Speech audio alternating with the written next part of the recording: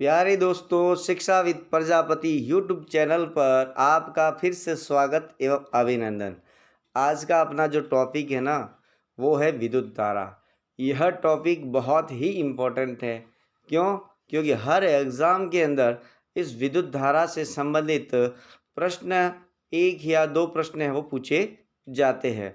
और विशेष बात मैं आपको बता दूं कि रीट वाले जो स्टूडेंट हैं, जो साइंस मैथ्स से स्टूडेंट है, और उनके लिए यह टॉपिक काफ़ी इम्पोर्टेंट रहने वाला है। क्यों? क्योंकि इसी साल रीट के अंदर नया सिलेबस के अंदर अपने ऐड हुआ है। इसलिए इस पार्ट से संबंधित आपको रीट के एग्ज़ाम में 100% है वो विद्युत धारा के टॉपिक से एक या दो प्रश्न आपको देखने को मिलेंगे।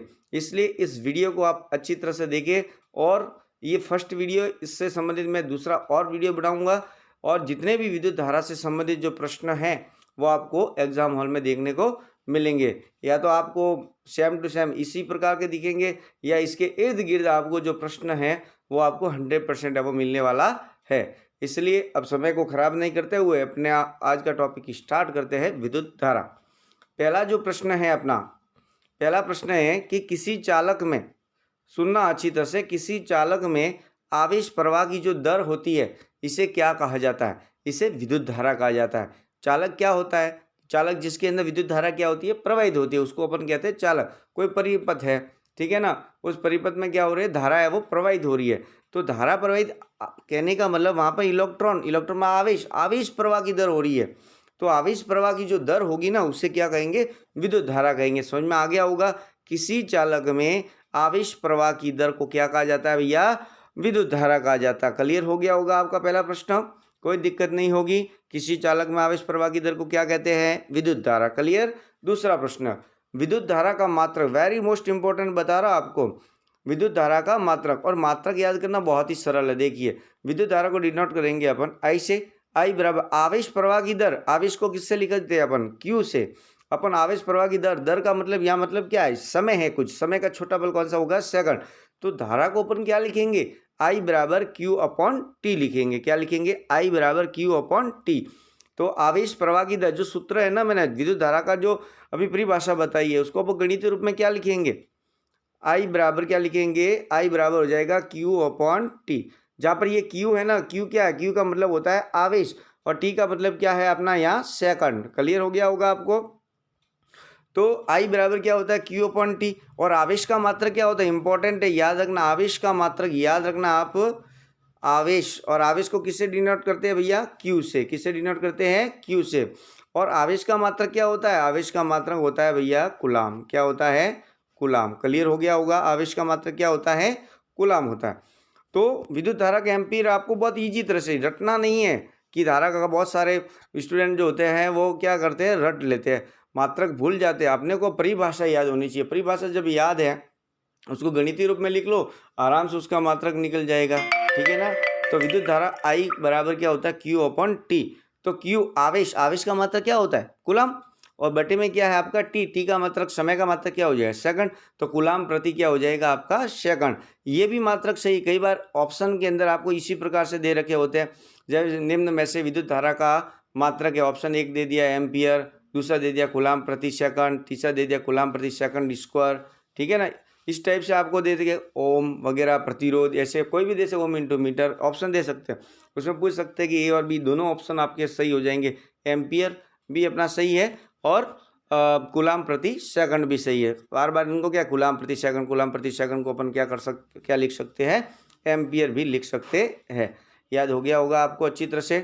तीसरा प्रश्न, 1 मिली एम्पियर के बराबर, ये काम आएगा आपके न्यूमेरिकल जब हल करोगे ना। कई बार धारा दे रखी है 1 मिली एम्पियर में, माइक्रो में दे रखी है, आपको कन्वर्ट कर सकते हैं। तो आपको याद होना चाहिए 1 मिली एम्पियर के बराबर होता है 10⁻³ एम्पियर, और 1 माइक्रो एम्पियर के बराबर कितना होता है? 10⁻⁶। क्लियर हो गया होगा? मिली और माइक्रो को आपको अच्छी तरह से याद रखा। मिली एम्पियर के बराबर 10⁻³ और माइक्रो एम्पियर के बराबर हो जाए 10⁻⁶ एम्पियर। यदि आपको मिली एम्पियर को किस में कन्वर्ट करना है? एम्पियर में। अगर मिली दे रखा है तो 10⁻³ से मल्टीप्लाई हो जाएगा, और 1 माइक्रो एम्पियर के बराबर 10⁻⁶ एम्पियर है वो लिख सकते हैं। क्लियर हो गया होगा आपको? उसके बाद में आता है विद्युत धारा। ये जो विद्युत धारा हमने पढ़ा अभी, कि आवेश, किसी चालक में आवेश प्रवाह की दर को विद्युत धारा कहते हैं, ठीक है ना। तो विद्युत धारा को मापना है अपने को, हम कैसे मापेंगे, उसके लिए कुछ ऑपरेटर तो होगा ना, हर के लिए अलग अलग है अपने। तो विद्युत धारा का जो मापन करते हैं वो कौन से यंत्र के द्वारा किया जाता है, अमीटर के द्वारा। कौन से किया जाए, मोस्ट इंपॉर्टेंट प्रश्न है। विद्युत धारा का जो मापन है वो किस यंत्र के द्वारा किया जाता है, अमीटर के अंदर, अमीटर के द्वारा है वो किया जाता है। क्लियर हो गया होगा, विद्युत धारा का मापन किस यंत्र के द्वारा किया जाता है, अमीटर के द्वारा। क्लियर।